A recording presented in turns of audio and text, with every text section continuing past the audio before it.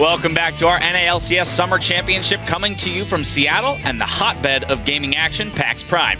Now, we have got ourselves a series. Curse had the lead 2-1, but LMQ showing signs of new life after that huge comeback win to keep their dream of worlds alive. Yeah, a lot of that is off the back of NoName. His shot calling in the first couple of games was very questionable, but that game, he had a decisive assassin for himself. He took advantage of misplays and mispositioning on the enemy team, especially in that dragon fight on Voyboy, which gave them that lead and allowed them to take Baron very quickly off of that.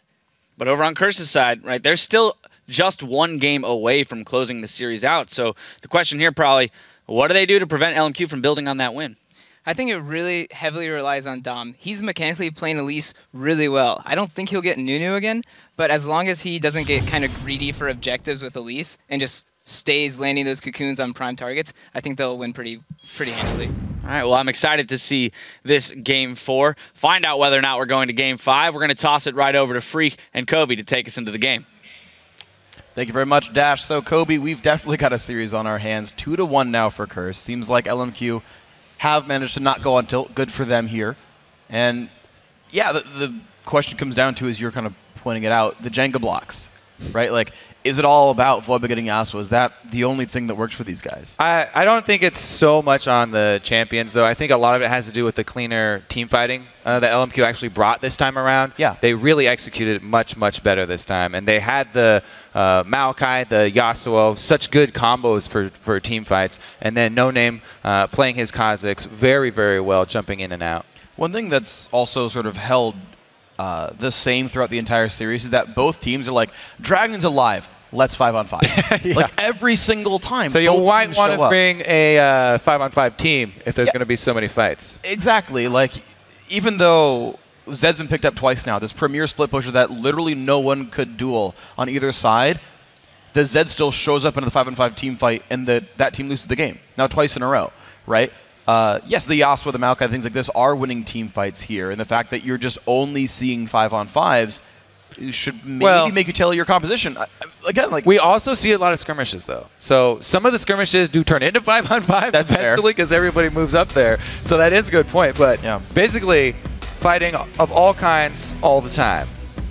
Well, we're going to see Alistair. Tristana still goes away. I wonder what Curse's third ban is, because I'm predicting a Nunu to get dropped away by LMQ here. I don't think they want to repeat that performance. Ruiz still goes away from Ackerman. So they do ban out the Tristana once again on blue side, but leave up the Yasuo. Zed as well, still available. Oh, man. The top lane has only been focused as far as the Alistar and Nidalee, with maybe Ruiz also contributing to that pool. But man, does that leave up the Maokai? Was a big part of all the team fights. When he was there, they won all the team fights. There was one where he did not start with them, and they weren't able to take it. But as well, the Nunu not going to be available this time around. Dominate did not have as much success on Elise, either in controlling vision or in controlling the objectives. But he might just go right back to that one anyway, just because of the build path. Well, Quas typed in the name, locked in the Yasuo. No surprise there, I think, for Internet on Curse. Or anyone watching this game, really. And of course, unless Ackerman steals away the Lulu. Yeah, what do they want to trade for this? Well, do they Lulu Maokai again to try to drop Quas onto something else? Yeah. If they did that, I think that's a mistake against specifically Quas, because he is the Swain master, I guess. And running Swain into Maokai, we've seen it. Well, we've seen it in Europe, yeah. But it is definitely a possibility. Sure. And it's definitely something that we want to see. I want to see. But you're right. The Mundo is what he went to last time. He bought a Sunfire Cape, hoping to burn down the tree. Did go something like 5-1-5 that game. Might see more of that. Cop, probably his fourth Corki in a row here, and Vasilii will probably play Lucian. Now, I do want to point out that not only does LMQ take away a lot of setup for Yasuo here, but Maokai, he's basically the best partner for Yasuo and the best counter for Yasuo, because in teamfights, targeted snare, taking away the mobility of Yasuo is huge, and he can chain it with the knockup. Once you lock down Yasuo in a teamfight, it's pretty easy to focus him. So if they can keep him snared up and use these back-to-back knockups that they've got, then they could be able, they might enable them to turn the tables. It's interesting. These sort of picks remind me of back when Urgot was popular in Season 2. Uh-huh. And it was like, Urgot, then you have to pick Soraka with or against. You either give him mana to poke forever or the heal to keep him, like, keep your teammates alive in lane. And people said, you know what, never mind. We're going to go Leona and all in him at level 2. And they, like, just changed how the matchup was played. And so it's, when you see these, like, great pairings versus, like, great against champions, and you see someone, like, break perception, go for an entirely different, like, champ style, I want to see if that shows up at all. Like a Kale, right? Like hit through the wind wall, things like that. A different type of counter. But Kha'Zix, once again for NoName, finally hopping off the Lee Sin hype train and saying, you know what, Kha'Zix just has been better for me. Vasilei's been good all series, and he gets his 3rd straight Lucian. Definitely going to be confident on that pick. Second favorite after the Trist, as we said. Elise is locked in once again for Dominate. See if he can rush that Sightstone this time around. NoName did do a very good job last time. I'll be interested to see if this time, if he does evolve the claws again, because of that point you made about Zed wanting to solo, whereas Yasuo, more often than not, would like to go for the team fights. He can be a split pusher himself as well, though. True. So that option is still there for for Voyboy. 1 wall for each squad too, so they have a decent amount of protection in the sieges. Not really heavily leaning one way or the other for these guys. Fairly rounded out teams. Bringing in that Shockwave will help out NoName a lot as well if he decides to jump in, along with Brahma and Maokai. So many ways for that Shockwave to be set up, by the way. Absolutely. And so many ways to set up the Yasuo as well. So pretty explosive fights I think we're going to be seeing here, and the duels will be fun as well. So we'll see how that goes on in this game. It's going to be a whole bunch of action. I predict at least 4 team fights this game. Kind of a low estimate. But of course, be sure to send in your votes to @LOLesports on Twitter and use the hashtag CRSWin or hashtag LMQWin to predict your winner. We'll be tracking the numbers throughout the series to see who you're predicting to win. Right now, LMQ trying to claw their way back in. 1-2 now in this best of 5. If Curse can win this game or the next, they are going as the final team from North America to the 2014 World Championship. Otherwise, LMQ needs the backdoor sweep, the full 3-0. They need the next 2 together. And like Probably said, you know, sometimes it's easier for a team to rally like this. Yeah. They know their backs are against the wall right now. This is the last chance for LMQ. They had to win last game. They did it. They came up big. They know they can. And now they just have to keep it going. Curse, they really, really want to close it out here because they don't want it to go to a Game 5. No. But everybody here does. All the spectators want it to. Unless you're a full diehard Curse fan. Then you're like 3-0 so I can cheer on my favorite team and go home. Curse, though. Let's see, 1 sweeper start here for NoName. Maybe they'll do another delayed invade. They did it last time, and it really backfired on them. Well, let's see the battle lines get drawn. Top laners heading towards the top side. Welcome to Summoner's And Cop every single time flies down to the mid lane. Just watches. Yeah. Back to back to back to back Corky games for Cop. Has been a great pickup. These games have not gone very long. We have not gotten to 6 items so far. Not quite, no. Game 1 was pretty long, but the rest have been convincing. 30 seconds until minions spawn. Once again, defensive trinkets all around. 1 minute in to watch for late invades. Yeah, they're not going to pull that again. Looks like standard lanes, too. I like how trinkets have different sounds. If you were listen in, it gets progressively higher pitched when like the first 3 come out. I think there's only 3 trinket sounds for the yellow trinket. Variety. Yep. How much more boring would this game be if all trinket placements sound the same? Beginning of these games. That's really all we have in the beginning of these games are the trinket placements. That and dance spam. Sometimes you get the cleaver. Come on, Vasilii. No cleavers here though. Nope. All right, let's see. Blue starts for both. So Dominate ending his path down bottom. You know, these duos have not hesitated to make a lot of aggressive trades early. And Elise is a very potent level 3 ganker. Yeah. I always do like ganking bottom side from blue as well because there are multiple options for the blue team to make it bottom side, if, especially if the lane is pushing up.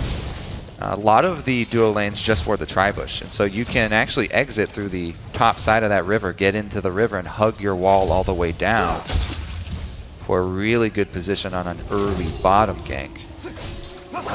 We'll see, though. Dominate has been preferring to go more of a farm style for the early route. Hasn't pulled off too many level 3 ganks this time around, which is saying something since Curse in the regular season, you know, gone off saw their first Bloods. Playoffs, though, have been a different story. They've been giving up a lot of the first Bloods, especially around mid lane. Voyboy not going to let it happen this time. Early recall for some extra wards, I presume, because that's all the money that's the only thing you can have money for at this point in the game. There they are. All right, so paying a lot of attention to where this Kha'Zix could be, and respecting the dissonance slow afterwards. It's a smart buy. As we said, you know, Hai was one of the first mid laners to start that out, and it's because of the aggressive playstyle that Hai had playing up front a lot. There's been so much action in these games early on around that mid lane. Voyboy wants to get the vision down first. First one to vision gets a tremendous advantage. Gets to see the subsequent wards placed by their enemies, and he has done a good job of using any of that knowledge of opponents' wards against them. Yeah. So we'll see how they play around this vision game then. Is any outplays to be had here? Voyboy just clearing away minions, holding a little bit down in CS here, but he did recall once more. Got some to clean up here. Dominate did pass on the early gank bottom. Copping Xpecial once again. Pretty far up in this lane. Trading fairly effectively, put down in CS. Oh, Voyboy going for the trade on the XiaoWeiXiao, gets the knock up, walks on back. In vision, XiaoWeiXiao daring Voyboy to come stop him. Missed a CS. Barely did not see NoName go there. So Dominate comes in for the first gank. Can he pop a summoner with a cocoon? No, XiaoWeiXiao's much too far away. What? Okay, just kidding. Well, he did pop a summoner. Good accuracy, though. You get bonus points even if you don't get anything out of it. LMQ. He's trying to draw him away from this pink ward, I think, with the aggression. Voyboy knows his pink ward's going down because he saw the direction NoName was headed. It is Dominate leeching a little bit of XP, though. So if all else goes equal, XiaoWeiXiao will hit level 6 first. If that power spec is used, we'll see. Ooh, Dominate at the Wolves, and NoName hovering around the backside here in a great position. A lot of damage, and a Void gets the knock-up on toward NoName. Jumps in, W blocked by the wind wall, but the flash auto attack lands. Voyboy gets slowed down, but NoName can't reach much more. Trade of flashes. Dominate left the wolf pack that he was working on, too. All right, come over here. Does go back to clean it up. Voyboy, he was playing safe. He went back for early wards. Very, very short lifespan on his pink ward. Yeah. That's always a heartbreaker. But he does still have a bit of vision bottom side, so he could hug bottom side of this lane. Being without a flash, though, the only reason he's sticking around is because XiaoWeiXiao is very low on mana, and he doesn't have a tremendous amount of threat. Here's the thing, though. XiaoWeiXiao, when he levels up, has mana for Shockwave. Now, Voyboy has enough health to survive, but, like, the flash sombrero would be a kill if Voyboy were lower. Maybe if NoName were in the vicinity, too. Not going to be the case, though. XiaoWeiXiao goes back. Voyboy gets his cannon minion wave. And we return to standard farming in lane for everybody. Voyboy did take a hit in CS because of his early back for vision and his trials with NoName. So, Quas does take a break to get some vision down. He will try to track NoName as he keeps pushing up aggressively here. Quas past the midpoint. Will NoName do anything about this? Ackerman is getting pushed around a little bit here. Even though you don't always see CS leads, sometimes you see a turret lead in lanes like this. Yeah, getting a lot of turret damage down for Quas pretty early is pretty easy for Lulu. Ackerman's doing a great job sustaining, though. You can see it in the way that he buys not only health potions, but also mana potions. because that does translate into more sustain for Maokai, being able to spam more spells to get off passive empowered auto attacks. So nothing major aside from the summoner spell loss of Voyboy happens in the early game. Buffs respawn. Blue goes to XiaoWeiXiao. Other one goes to IWillDominate. And things going calmly like this is definitely a pretty big win for, you know, NoName with Kha'Zix in the Elise matchup. If Elise doesn't get something that early on before he's able to evolve, it's always, you know, a slight win for you. Dominate, though, here's his move he's looking to make through the pink ward. Doesn't even stop to clear it. Circles back, and they want to trade. What a call from LMQ. This is really good. Give up red. Give up red. Trade it for dragon. They don't even have to give up red. Dominate doesn't go through with the steal. Bottom lane for Curse not there. Xpecial finds out too late. This is going to be a very nice early dragon for LMQ. The 80 carry recall timers, they used that. And got themselves dragon and a 1,400 gold lead for it. Woo. And a the call. What is this? Such perfect time because bottom lane had back for Curse, and LMQ saw Curse go with the red side invade. So all of these things combined opened up a very clear path for LMQ to get that early dragon. And it's a good job of NoName to recognize it, jump on the early objective. So far so good for LMQ then. Their way back in this series. Winning game 4 now. They're tied up 2-2 if they keep it going this way. NoName continues removing wards. These cursed pink wards are dying, honestly, pretty rapidly. He's investing a lot. He's doing a lot of roaming, NoName here, into the river. And pretty much every time he does go back in, there's more for him to take out. Ooh, look at this setup, too. Ackerman trying to take out the pink ward. Let's see. NoName will be very happy to see that his red actually is still there.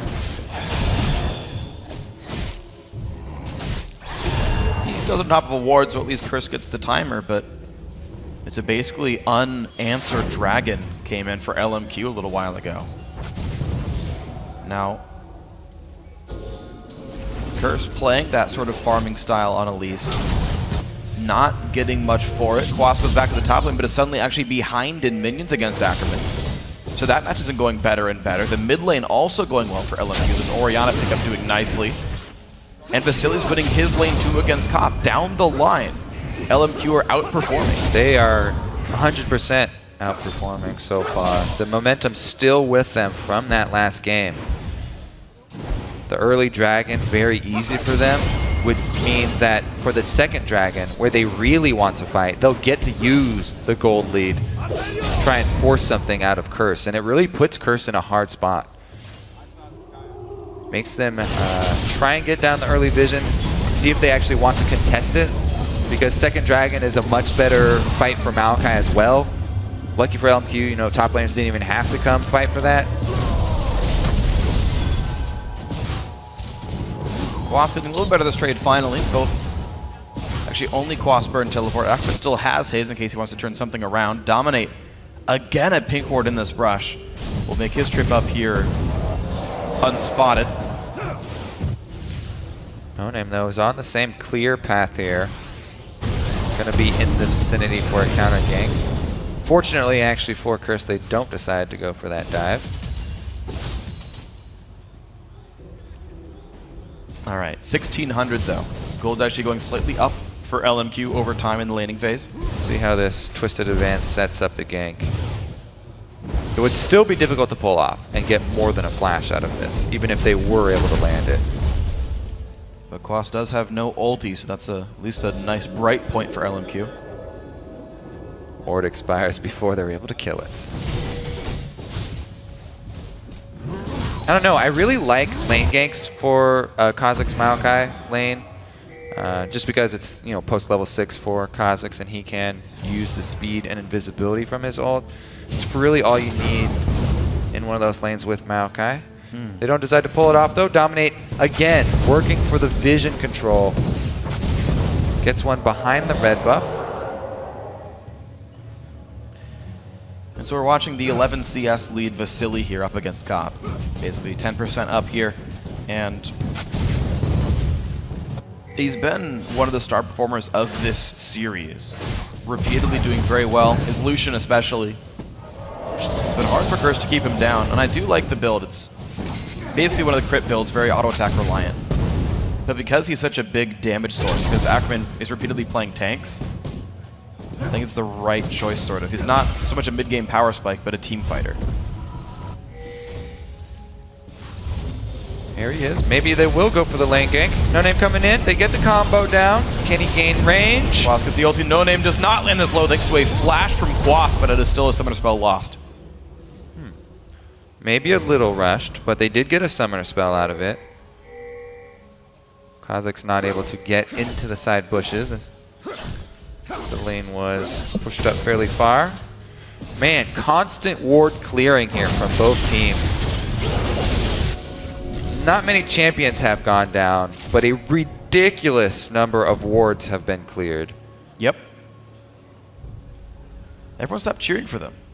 Too many. Don't restart it. One of my favorite league memes. Blue buff handoff usually is something that you can actually take advantage of if you have a Yasuo mid, since he doesn't need the handoff. But really all they get out of it is a wave shove. Xiao misses one minion. One minion only. Nicely done. Leaves the ball there. Dissonances the cannon. Infinity Edge completed for Vasilii. He's made it the entire way. He's got control of the lane. See what second item he decides to go for this time around, though. Oh, look at this. So you give Orianna blue buffs. You give Voyboy red buffs. Well, it also gives him level 11 in time for a dragon. I think that is even more crucial. That is big. Let's see if they actually make it work out for them. Ackerman's heading down there. He's level 10. The crowd's excited for some action. They want this to be fought over. Half health on a dragon. LMQ staying around TP. There's a split. Rockets from the bottom side. Quas gonna get the top lane turret for this as the team buys time, and LMQ just back off.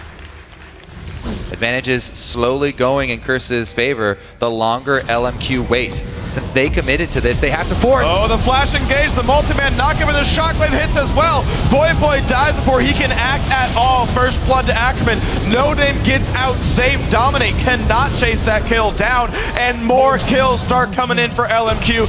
Dominate also screwed. This should be 4 kills and some follow-up for LMQ. They did not have a chance. As soon as the flash twisted advance, that's why we say Maokai and Yasuo is a love-hate relationship. If he's on the other team, he just got locked. Whoa, 15-minute Baron spawn, Baron kill here. Holy crap. Well, Vasilii's already got an Infinity Edge, so he is the damage source here for this one. NoName also using his is he evolved Quas first? No, he's got no, he's still got wings, but wings. It's still rank 3Q. And this dragon not touched. The Baron gonna go down. It took them 20 seconds, but they got it. A 15-minute Baron for LMQ. Woo! LMQ switched into the see Baron, kill Baron strategy here. Worked out for them last time. Very decisive Baron calls. This time around, Ooh, good flash. Xiao stays safe. Dragon consolation prize. Let's see if Curse can jump on this. LMQ headed right back for it. And they will be able to get it. Baron buff should easily secure that for them. They also have the teleport advantage because Ackerman committed to the fight walking down there before. So definitely going to pick up that extra gold too. Huge mid-game boost here for LMQ. And they should run straight up to another turret, force some more action with this. Wow. They don't even have a turret kill yet, but they're going to get their second dragon and the Baron in this 4-kill lead. 6,000, well, 5,500 gold lead for LMQ. They've got Baron buff, they've got teleport advantage on top lane. They have a huge amount of power right now, which with to work with. Let's see where the call is. Xiao heading back to base for his purchase. Large boost in AP, and they just stay split actually. NoName back to the jungle, and bottom lane gonna try and do it all themselves to pick up the first turret. Interesting. 2 versus Voyboy should be able to do it. Yeah. Meanwhile, though, Cop and Xpecial are shoving up. Vasilii will take down the bottom outer turret. That's LMQ equalizing the turret game. XiaoWeiXiao able to play defense fairly safely. He does have to respect hooks, though, with his flash down, but Curse don't make much headway. Yeah, LMQ pretty much with carte blanche right now. Ooh. Can go wherever they want. They have so many tools for forcing fights as well. Looks like it will be that mid lane they set their sights on. Ackerman not going to join just yet. All he has to do, though, is get out of range of Quas. You can see the ball pushed forward by XiaoWeiXiao, trying to zone back Curse, and it does so successfully. Mid lane outer goes down as well, and LMQ are still pushing. Only the minions are the casualties for LMQ. They will have a cannon minion wave coming down, though. Voyboy's doing some work split pushing. Probably a good call by Curse because they can't fight the 5-on-5. Would turn into a bad call if he gets caught. He's got some vision. Can he get out of this? Voyboy gonna get slowed down. He does not have a turret. Great shockwave. Boy's got almost nowhere to go. Windmill comes out. Doesn't matter. NoName and XiaoWeiXiao take him down. Now Quas does dodge the Q, but gets knocked up anyway. Vasilii gonna be able to land the stun. Maybe, yes, he will. The ward helps. Moore lands another slow. Quas gets exhausted, and that is another kill. LMQ taking complete control of this game. LMQ want this one to go the distance. Game 5 already in their sights. Only 18 minutes in to Game 4 here, and LMQ are already looking towards the finish line. 6-0 on kills, 10,000 gold lead. Xpecial and Dominate gotta be careful. NoName goes in and says, get away from me. Lander keeps Dom safe, but LMQ. Ackerman teleports bottom.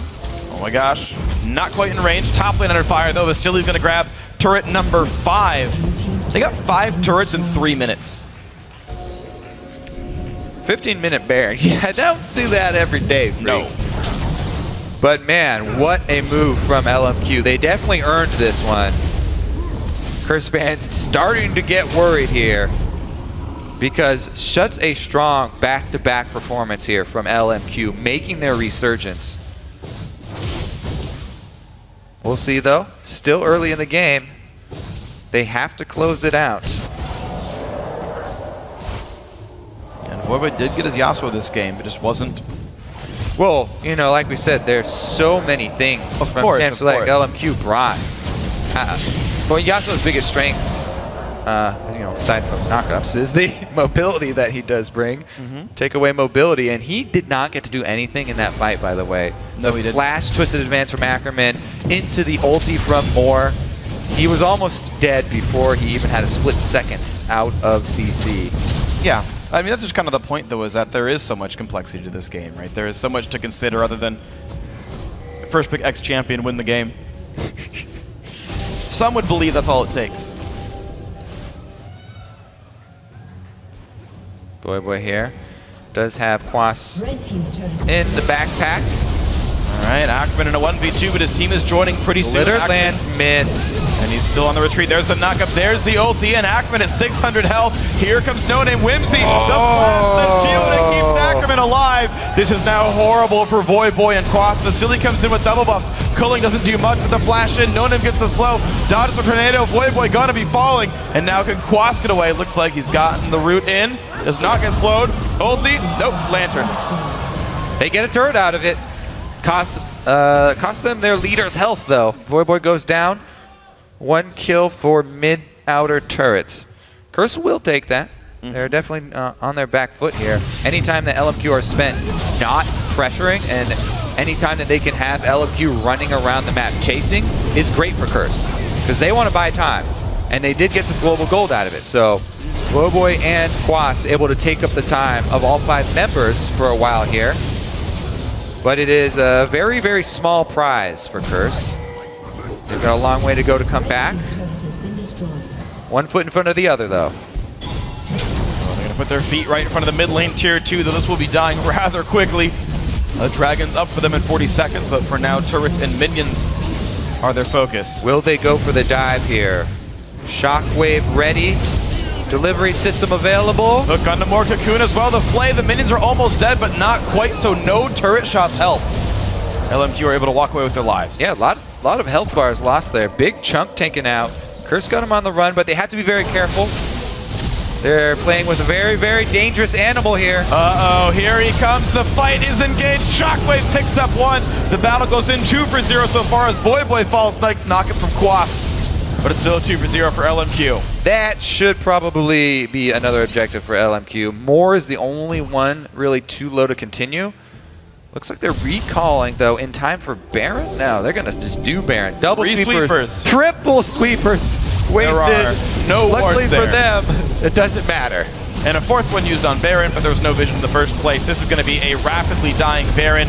No one's going to try to take this. It's instead going to be Curse taking Dragon as a response. But LMQ would complete control this game. All right, let's see if they just immediately return to that mid lane with this newfound Baron buff regeneration. Stop off and get a blue buff maybe. They need a respawn. Didn't quite time that one. Ackerman just going to hold his own in that top lane. Let's see how much gold he has. Close to 2K for everybody. So LMQ are taking the time to collect the objectives, push the waves out, recall safely, then come back in with items. Kind of the best way to cement a lead. You don't leave any openings up. Oh man, XiaoWeiXiao. He's got the trifecta of mid lane powerhouse items ready to roll for this next fight. That shockwave will be devastating on whoever he catches. Ackerman going to be going for split push here, though, it looks like. Maokai going to try and AoE shove that lane to bring it up to par. And they'll probably sit outside of mid. Now, the actual siege, they do have Braum Wall, you know, to protect for by Vasilii sometime to get in there for a couple of ticks. But they have to worry. There's still this Yasuo combo. Lulu can wild growth somebody. Honestly, though, LMQ have such a hefty lead right now. There's not too much they have to worry about as long as they play the siege slowly. And they will be headed to their game 5. They're playing very cautiously, though, and they do wait for that blue buff spawn. They are going to stop off and pick that one up before they go with their siege. Very patient by LMQ. Yeah, they're waiting for the last ticks of this Baron buff. They're going to have to be careful about how long they wait here. It still has a good 2 minutes. Over half duration left on it, though. So, yeah. Plenty of time left for the last shove. Should time out around 27 minutes into the clock. Slightly before then, but not by too much. And mid lane is going to be the focus. Now, Curse already did put some wards down, so they see this coming. Thing is, there's a lot of poke here from LMQ as well. Shockwave in! 3! There's the engage. In comes NoName. Health bar so low. Quas dies. IWillDominate. First one away as Voyboy also drops 2 for 0. Into the base they go. Xpecial will make a third. Flays away. Doesn't matter. 4 members dead for Curse. This is sure to be LMQ grabbing a lot. Woo! XiaoWeiXiao back on Orion. A huge shockwave to end out the game. 13-0. And they don't even get to the Nexus. Surrender comes in. 2-2, all tied up here. Yep. Next winner, next exploded Nexus. The winner goes to Worlds. And wow, could you believe it as well? Curse starting out so cleanly 2-0.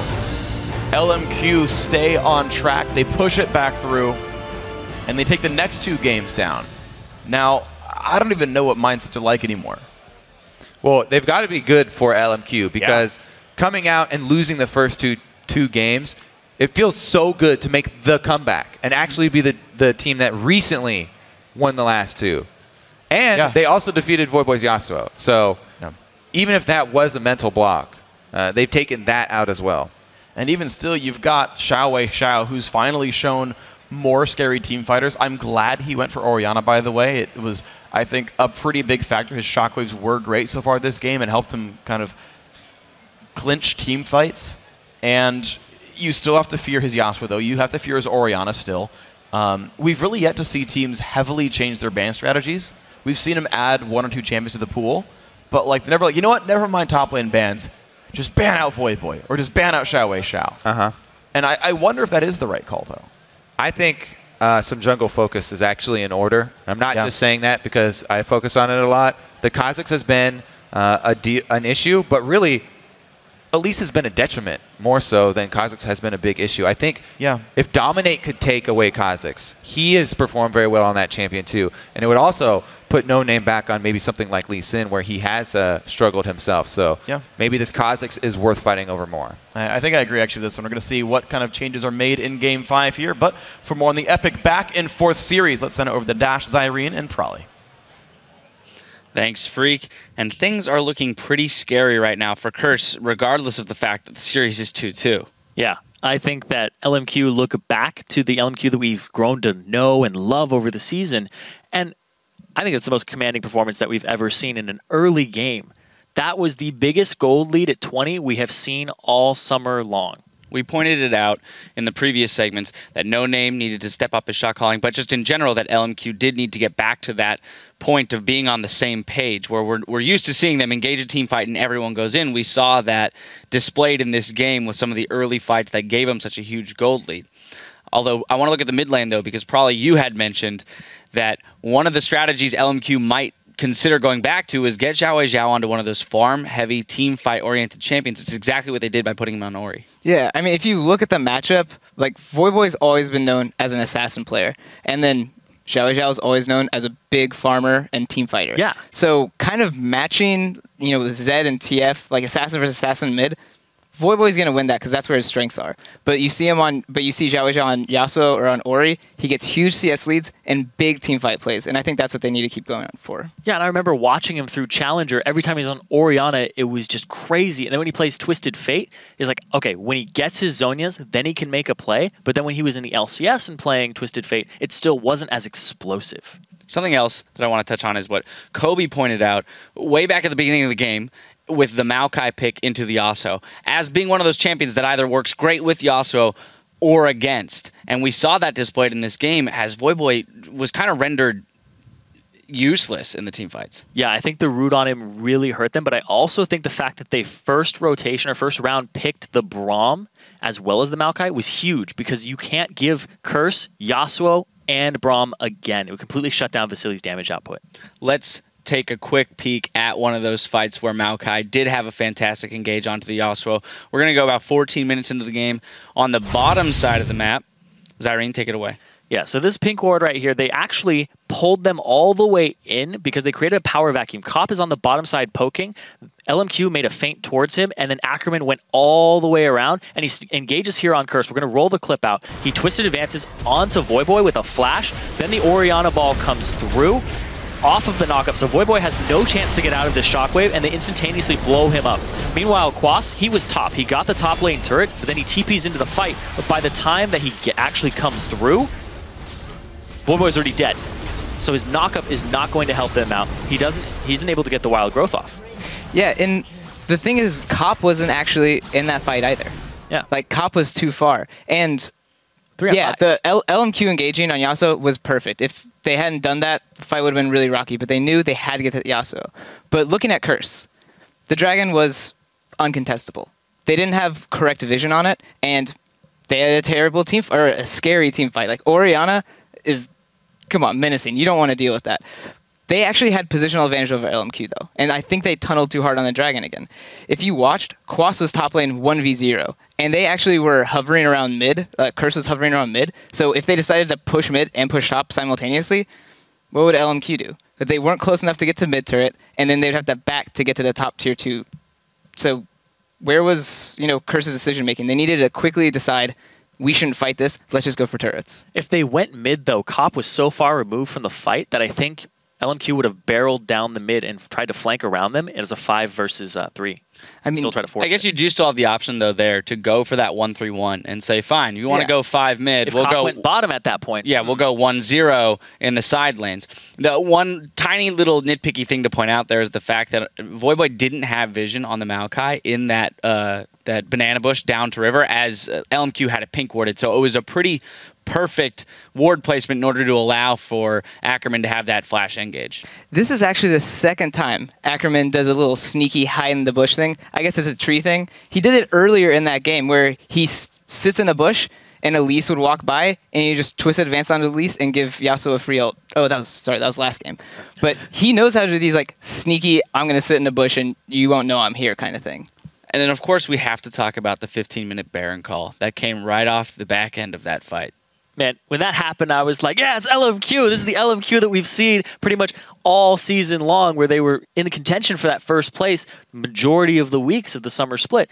They love to force things, but that was very calculated play. There was no retaliation possible. TP was used by Quas. He couldn't use it to get into that fight. Only Cop was up. He didn't do enough damage to poke, and they ended up getting 5 people in the pit with 5 people with the buff at 15, 16 minutes. Of course, there is a fair amount of good fortune that comes along with having a huge team fight right at 15 minutes. Oh, yeah. And it, just so happens that, oh, there's the Baron. We're going to take that now. Gives you a huge gold lead. But probably I want to kind of roll this into the final question here, which is that earlier in the series, LMQ had some leads. They gave them back. This time, though, they displayed a lot of control with their gold lead, and they just, they snowballed it, if you will, into an even greater one and closed this game out pretty early. Is it something that they're going to be able to repeat one more time, or is Curse going to put a stop to it? I think right now they have a huge just mental advantage over Curse. Like, yeah, they stopped their momentum before that last game, and now they basically crushed them this game. That 15-minute Baron is just weighs hard on your soul. So if Curse is able to kind of like shake it and kind of reset and be like, this is the game we need to be at Worlds. This is the game to break our destiny. If they can get to that point and get super hyped up, I think Curse can take it. But right now, LMQ definitely has the advantage going into this game. Well, this series is making out to be a fantastic one. LMQ are on a roll, and the series is tied up. And the pressure couldn't be higher as we prepare for Game 5 between LMQ and Curse. So stay tuned. You're not going to want to miss how this one ends.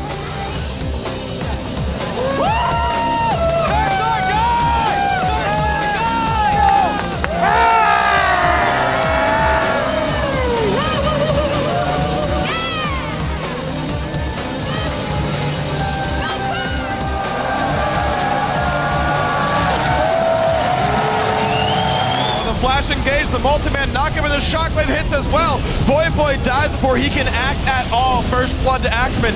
NoName gets out safe. Dominate cannot chase that kill down. Uh-oh, here he comes. The fight is engaged. Shockwave picks up 1. LMQ as well. Shockwave is 3. There's the engage. In comes NoName. Health bar so low. Quas dies. IWillDominate. Forced one away as Voyboy also drops 2 for 0. Into the base they go. Xpecial will make a third.